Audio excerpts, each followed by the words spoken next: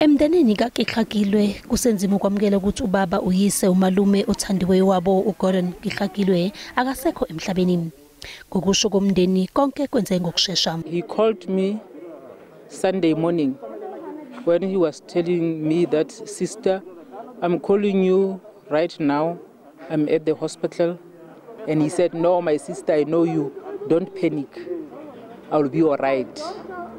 I don't have those as such." Esikhathi nje singaphansi kwamahora ngamashumi engenisiwe esibhedlela kubikwe ukuthi useshonile. I-ANC ithi uKegakilwe uzohlonishwa ngomngcwabo osezingeni lombuso. Funeral has now been declared a state funeral, stage 2. So therefore it becomes important for the ANC as a deployee of the ANC to make sure that the family of Comrade Gordon, including the state and the party, and including members of the alliance, who are working together to give Comrade Gordon a very good send-off.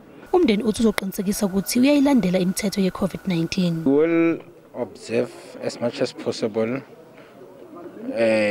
to the latter the COVID regulation, and we will do whatever we can do, or we must not transgress them. uKegakilwe ushiye umkakhe izingane ezintathu kanye nezingane zakwabo eziyishumi-4. Kusenjalo usengeniswe esibhedlela undunankulu waseNorth West uJob Mohoro emva kokutholakala ukuthi usehaqwe ileli gciwane.